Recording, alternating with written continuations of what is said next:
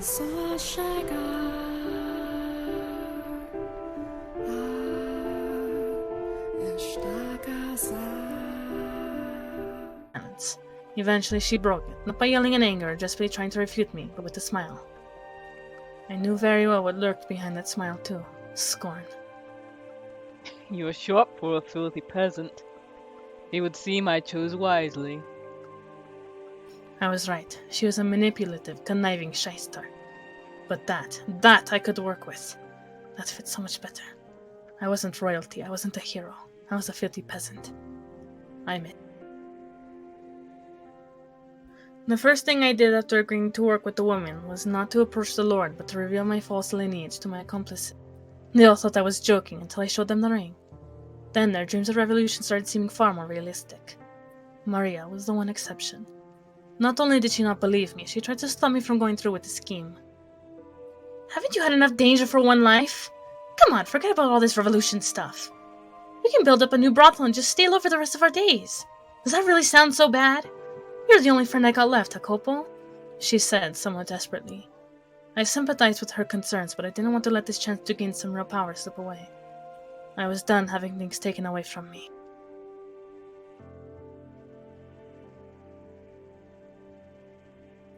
Hear me, my fellow citizens, who live in suffering at the hands of your supposed lord.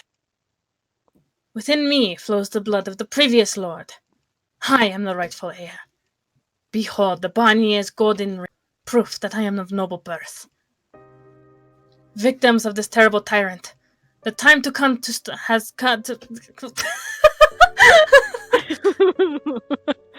Inspiring speech -5. Everyone starts throwing tomatoes at him. The time has come to start anew, and I shall be the one to lead you down that path. The poor, the hungry, the deprived, all of you stand with me. My call to arms stoked the flames in the people's hearts. When the assault on the Lord's manor began, they were an inferno of righteous justice. No one was thinking straight. I was about the only one with something resembling a clear head amidst the chaos. If I were really a hero, then I would have rejoiced in that glorious day, the momentous turning point in the city's history. I would have been honored to have led the charge. But this was all about one woman's avarice and desire for vengeance. This was all about one man's lamentation of his own weakness. I wasn't motivated by any desire to help these. The Lord, backed into a corner, begged for his life. I decapitated him, then held his severed head up for the people. Their cheers and shouts filled the air. As I watched them rejoice, I wondered, was this the future that awaited me? Would the people come after me next? Was my head going to be in one of their hands one day? The king and the other counts acknowledged my royalty, though it was less because I had the Bonniers ring and more because they thought that was the best way to prevent things from getting any messy. So with their approval, I formally became the lord of the land. I also assumed the former lord's name, because despite his reputation with his people, it was a name people knew, and one that held far more clout than my own. And just like that, my longtime dream of power had come true. That said, simply becoming the lord didn't mean everything has fallen neatly into place. Many of the local noble families accused me of acquiring my rank illegitimately. They waited, fangs bared, for me to slip up. They even tried to set me up on more than one occasion. I couldn't trust anyone. On top of that, if I took too long making the improvements I had promised the people, they would start saying I was as much of a tyrant as the previous lord. There was only so much I could do at once, though, especially with my hands so full fending off the vulturous nobles. Exhaustion soon began to set in. This wasn't the world I was looking for, the one I wanted to show Morgana.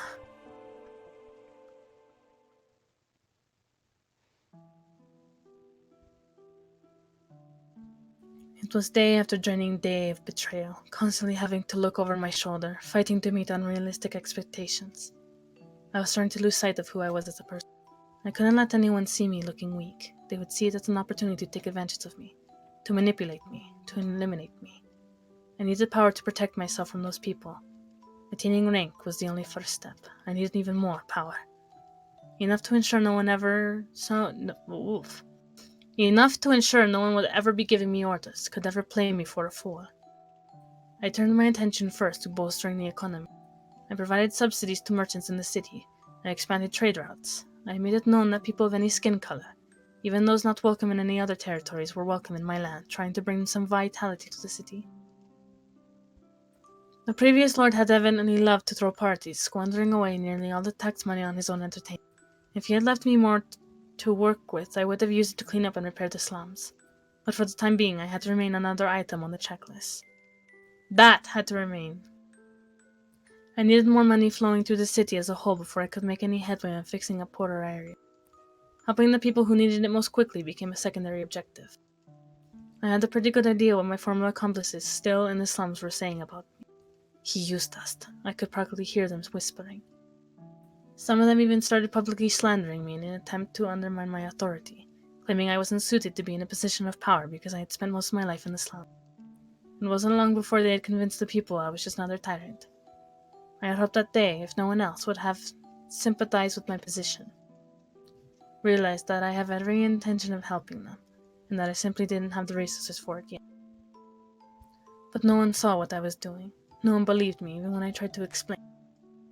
In one case, I invited an old companion to my manor to discuss matters, but the meeting only turned into an attempt on my life.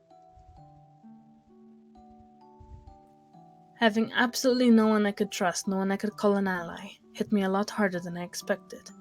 It twisted my worldview beyond recognition. I had no need for sympathy. I couldn't show care for anyone, otherwise someone would inevitably use it against me, old friends and strangers alike. In fact, those who knew me best, those who were aware of where I had come from and what I had been before, were the ones who fought the hardest to tear me down. Rules needed to be created, punishments established. I couldn't allow anyone to take this power from me. Anyone who so much as suggested I had come from the slums, anyone who dared disrespect me, had to be eliminated. All threats exterminated before they could reach me. Somewhere along the line I had lost sight of my original dream. Lost all my desire to do right by the people I cared about. Hell, I didn't have anyone to do right by. Why did I need to climb to the top of the ladder? So no one could kill me. Why did I want money? So no one could mock me. Why did I want power? So no one could oppose me. 4 years passed, and I found myself in a very, very distant place. Miracle blood sounds like a sham to me. You never know. They say the sound of her first cry brought rain to the land where she was born, saving the whole village from drought. And they say her blood has the power to cure any disease. One day, a curious rumor came to my attention. The kind of whispering I wouldn't usually put much stock in. It was said that there was a witch living in a cottage by the lake. Few had ever seen her face, but they claimed she had the same voice as a girl who had supposedly performed miracles several years earlier in a faraway village. The people loved their stories of heroes and miracles, and if I could show some support for the churches, then maybe people would stop complaining I was focusing too much on the economy.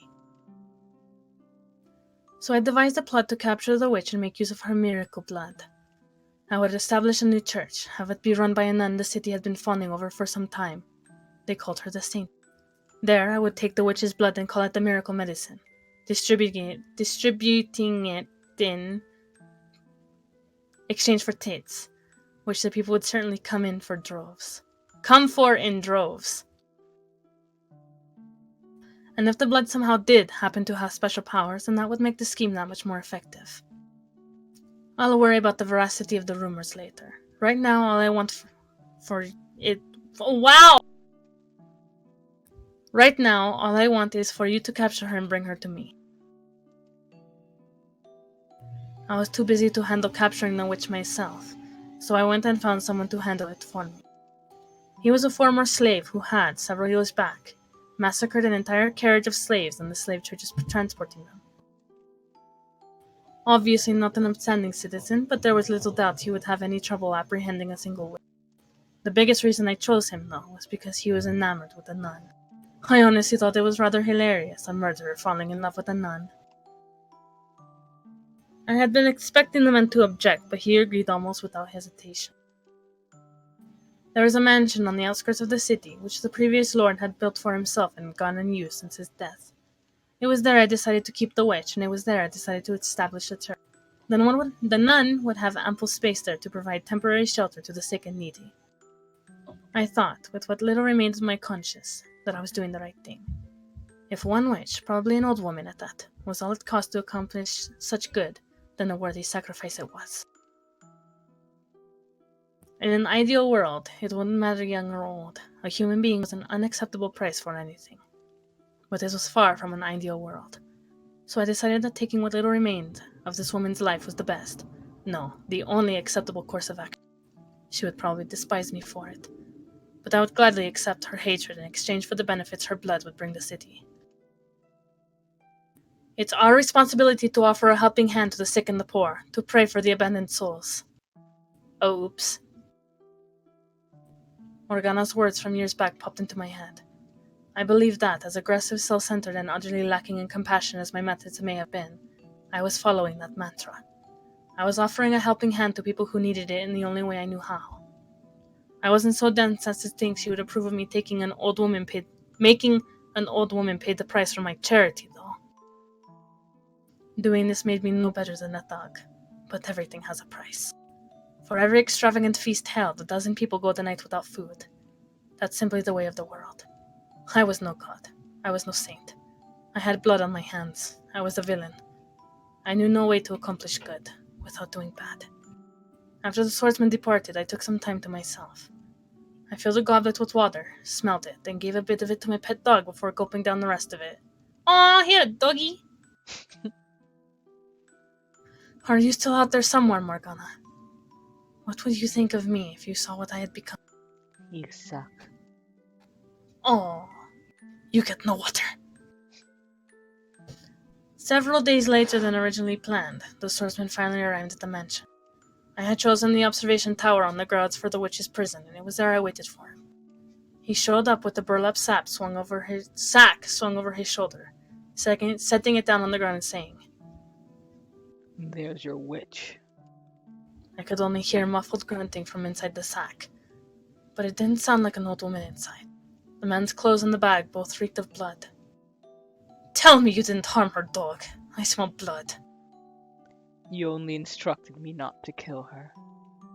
Mistakes were made, limbs were lost. No biggie. I cleaned up all the blood I got on me. No one suspected anything. That you were able to immediately recognize it as the smell of blood says quite a lot, Lord. You have killed before, haven't you?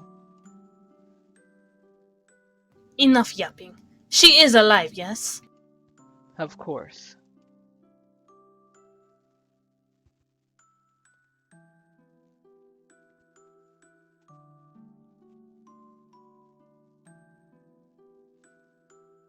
I felt a twinge of guilt for the woman, but it didn't last long. Her role in my scheme and the fate that awaited her was the same regardless of the condition she arrived in. I tossed my gaze from the man to the bag. He crouched on to untie it, revealing a young girl with one arm severed.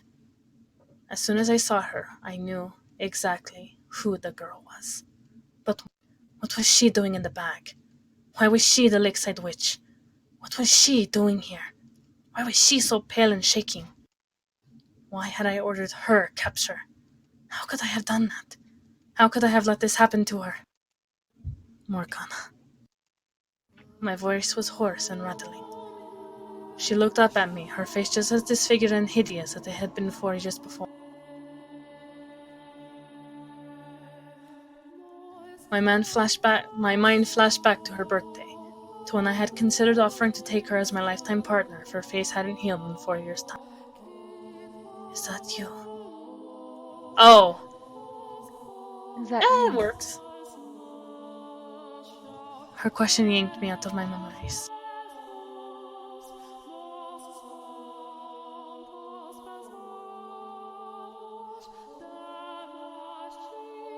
I think that's so cool.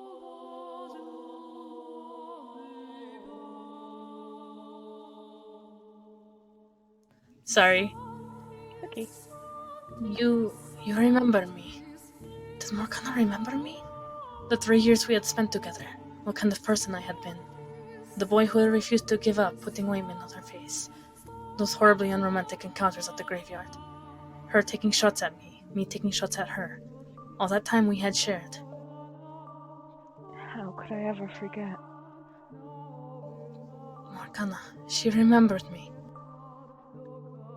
How could I ever forget all the pain and humiliation you put me through? How could I ever forget the blood Sabbats you so loved to hold? What? What was she talking about? Haven't had enough, have you? Leaving scars on every inch of my body wasn't enough for you. You haven't had your fill of my blood. No, that wasn't me. I was the one who tried to heal those wounds. You're the man who bound me, cut me up, called me a witch, and then tried to kill me. I haven't forgotten you even for a moment. No, Morgana. I was the man who rescued you from... I don't care how much my father preaches forgiveness. That's the one thing you'll never get from me. I despise you with all my soul. I revile you with every fiber of my being. For every scar you gave me, I give you a lifetime of hatred. No, Morgana. I was not aware you knew the witch, Lord. His voice made my blood run cold. I didn't just know her. Morgana was... This man, the Lord, he destroyed me, mind and body. No, that was another man. He was already dead. I had just taken his place. I had come from the slums. I had been part of the slaves' revolt. I knew I had to tell her. He ruined my life. But between the sting of Morgana's accusations and my need to protect my current position, I couldn't muster the strength to do it. If someone were to find out I wasn't legitimate royalty, that I had come from the slums, then everything I had worked so hard to build up for who though, would come crumbling down. Do I really think it hasn't already? All I had left was my power, my rank. Is that what I actually wanted? I couldn't afford to lose that too. When did I first start straying from the path? Yes, I know her. Or I knew her years ago. I see. What do you want to do then, Lord? You look sick. This doesn't change anything. We lock the witch up and proceed as planned. Why? Why couldn't I tell her the truth? How? How could I keep her imprisoned? What had I wanted power for in the first place? Would anyone ever believe me if I said this wasn't how I wanted things to turn out?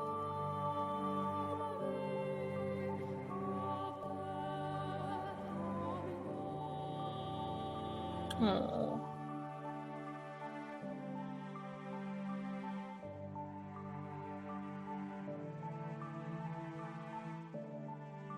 Would anyone ever believe me?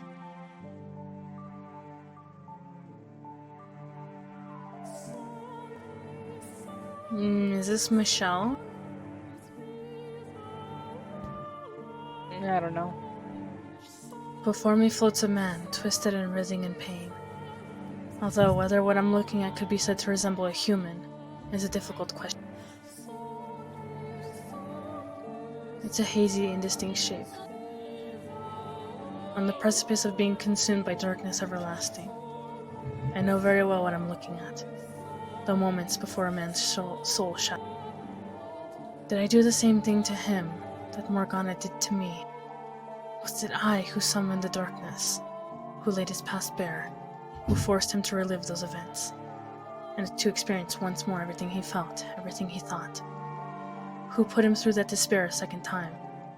I can only imagine how he must have felt, causing someone he once cared for so much pain. The things he did are abhorrent, more than deserving of reproach, and it would undoubtedly be easier for him to simply vanish into the eternal abyss. But I can't allow that to happen. He still has work to do. His story is essential. It's almost certain Morgana still doesn't know who he really is. He needs to face her, to reveal the truth with his own words. That's the only way we're going to get her to have a change of heart. I don't know. If I were her, this would just piss me off even more. Right? Like, you had all this time to say something and you never did. Yeah, and the fact that it came from someone who was once someone she cared for and cared about her would just make it hurt even more. I Right? don't know. I mean, she still deserves to know the truth, but I don't know if this is going to help in your endeavor, or how it's going to help Yeah. in your endeavor, Michelle. Because, like, even if they knew each other in the past and they were pretty close, he still did those horrible things to her. Yep. Like, that doesn't erase the fact that he was awful. That's not all he has to say to her either. So I must bring him back, pull him out of the darkness. I grab the man by the arm and begin scouring the blackness for an exit. After some time, I see a speck glistening high above, so I make my way upward, back into the harsh light of the real world. So did Mel and Yukimasa just kind of stand there and like, Twiddle their thumbs. should we wait for them? The darkness parts and we re-emerge in the dining hall. The man is still straddling me. Oh! Dagger held above his head, just as he had before our trek into his past. His eyes are wide open and his hand is trembling. A few moments later, his fingers go slack and the blade slips from his grasp, piercing the wood floor by my face. Hey, what was that? I swear I saw some kind of black cloud or something. What happened to you two? Oh, so they were pretty much standing there like, Neither of you saw any of that. So, what? If you didn't see anything, then don't worry about it. The necklace. That must have been the key to unlocking his memories. Like when I touched the mirror in the mansion. I have no idea why certain objects show me different memories, but I got what I needed, I think. I'm fairly certain the white-haired girl is Morgana now. The things Hakopo did to her and felt for her behind the third door have much in common with him and Morgana in this life. Why did you dig that up? How the hell did you do that? Why the hell did you show me my former self? Why did you make me watch that? Why didn't you tell her? Had you only opened your mouth and told Morgana the truth, told her you weren't the previous lord, told her who you really... Things could have turned out differently. Turned out differently how? Knowing would have only worsened her pain. Yes, you're exactly right. The man who once saved her life is now the source of all her misery. How would knowing that do anything but cause her more despair? The least you could have done then was let her go free. I had already put money into setting up the church here. Her arm had been cut off. There was no turning back. You can't go back from that. You could have, yes. You could have stopped then and there. Don't act like you know anything. You couldn't possibly comprehend the weight on my shoulders, you dirty peasant! You're right, I can't, and I'll be damned if I want to. To hell with understanding the feelings of a man who could so easily lose sight of what mattered most for a little power. Money. Power, that's not what you really wanted to hold dear. So why couldn't you let go of that? Why did you have to go and let what mattered most slip through your fingers? And they're both like looking at each other like, what the hell? Mel just gets out some popcorn. Would you like some tea, Yukimasa? Yes. Had you done anything, it wouldn't have had it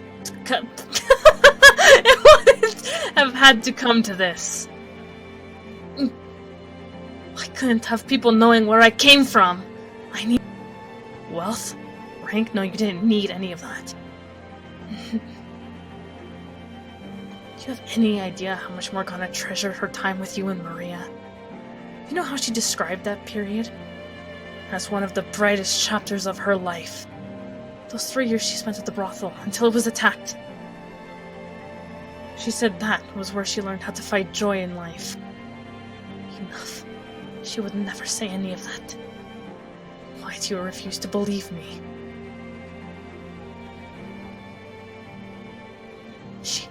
She never opened up to anybody. That's all just your fantasy. what you want to see in her. You're trying to convince me of something that was never there. No, I think he's right, Lord. I believe she did feel that way. The day I killed that carriage full of slaves 4 years ago, this girl you're talking about, she was there. What? That can't... And she said this to me before I began my massacre. I'm sad because I didn't get the chance to show my gratitude to people very dear to me. She was crying as she did. So that's who she was talking about. It was you. There's no way. When, exactly, did the brothel attack 4 years ago take place? It was the winter. I see. Winter 4 years ago is when I met the girl, too. That reminds me. She mentioned something unpleasant happening to her 4 years ago during one of our conversations. That she was forced to part ways with the people who taught her that humans are capable of kindness. She was talking about you.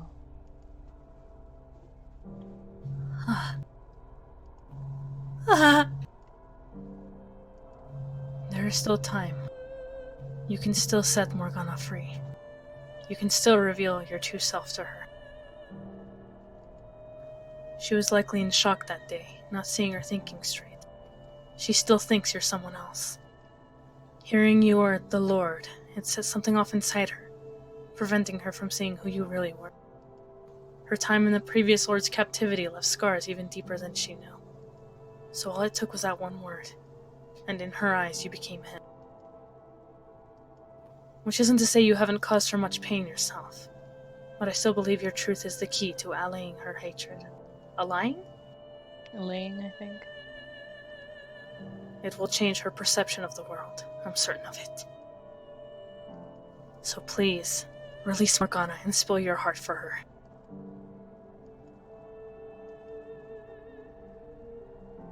I was planning to end it all with the Harvest Festival. What? I was already planning to set her free then. Well, you were a little too late. Just a little bit. I knew damn well it was much too little, much too late. But I needed an excuse to face her. The same thing happened in the third door with him deciding he would set her free when the railroad track opened up. Oh my god. Damn this God, game. Jacopo. It's his destiny to just be late. Late for a very important date. But I needed an excuse to face her, some occasion to give me that last nudge. So I told myself, that's going to be the day. That's when I'm going to do it. But you had to show up out of nowhere, digging up my past. Throwing all my plans out the window. Well, she's going to die, so... You still think I'm the reason your carefully laid plans fell apart? I'll let her go during the Harvest Festival. Tomorrow she goes free. Tomorrow is too late. What difference does it make? When the bell tolls noon on the day of the Harvest Festival, Morgana dies. I've had more than enough of your so-called prophecies. So even after... even after seeing that stuff come out of Michelle's necklace and seeing his whole past, that Michelle knows everything, he still thinks that he's talking shit and just... Ugh. I'm done. Why do you still refuse to believe me? I'm not making anything up. I'm from the future. I know how this ends. Having an occasion and a plan can certainly make it easier to take action. But you can't just wait for the right occasion for everything. Sometimes, if you don't act on something as soon as you've decided to do it, you'll miss your chance. In your next life, you make the same mistakes. You lock someone up that you care about, eventually causing her to break down entirely. And you're so fixated on waiting for the right occasion, you completely destroy any chance of salvaging anything. If you're set on releasing her, then release her! Hakopo! Stop being so damn fixated on your occasions already. Enough. Damn you. You're right. You don't have to tell me I'm being a fool. You ain't gonna anyway. Yeah! I'll do it. Right now, I'll do it. I'll release her.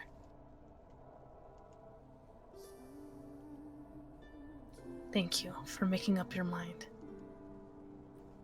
I didn't make the lock require 3 keys, because the weight was too much to bear alone. It was because having others with me would force me to keep up the Lord facade, to prevent me from letting anything slip. Or maybe I was just waiting, hoping someone would betray me, make me pay. Pathetic, I know. The cookies and got flour all over myself. Yeah, sounds right.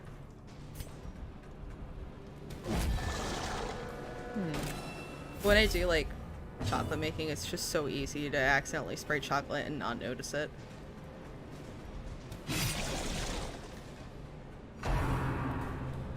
Okay, come on guys, do some damage. That was good. And the blight's chipping away at those 2 in the back. We got this. The blight's like damn near necessary in the cove. The death Nice. by inches.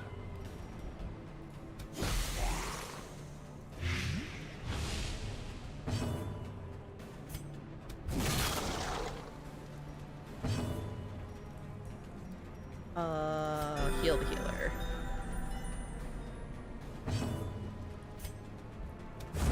Their formation Nice. is broken. Maintain Maintain the the offensive. offensive.